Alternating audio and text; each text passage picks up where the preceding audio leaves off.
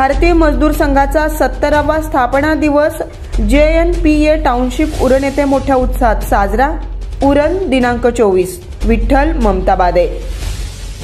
भारतीय मजदूर संघाचा 70वा स्थापना दिवस JNPA टाउनशिप उरण येथे मोठ्या उत्साहात साजरा करण्यात आला। भारतीय मजदूर संघाच्या 69व्या वर्धापन दिनानिमित्त JNPA टाउनशिप मध्ये कामगार स्नेह मेळावा आयोजित करण्यात आला होता। यावेळी मोठ्या संख्येने कामगार वर्ग उपस्थित होता।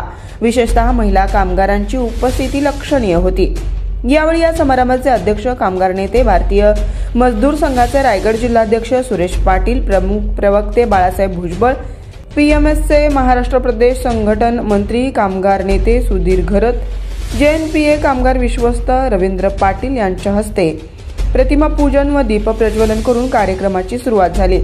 प्रमुख वक्ते बाळासाहेब भुजबळ यांनी आपल्या भाषणात भारतीय मजदूर संघाची सविस्तर माहिती सांगताना, आपण सर्वजण फक्त देशहितासाठी काम करत असून येथे मीपणाला जागा नाही। एका परिवारावर प्रमाणे आपण काम करीत आहोत, म्हणून आज देशातील नव्हे तर जगातील सर्वात बलाढ्य कामगार संघटना हा लौकिक प्राप्त झाला आहे, असं विचार यावेळी व्यक्त केले गेले।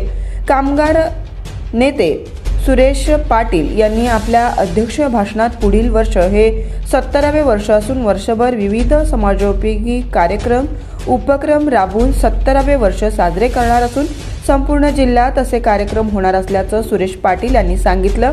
यावेळी व्यासपीठावर अनिल चिर्लेकर, प्रमोद पाटील, नुरा शेख, DP सोनावणे, रवी नाईक, लंकेश म्हात्रे आदी पदाधिकारी उपस्थित होते।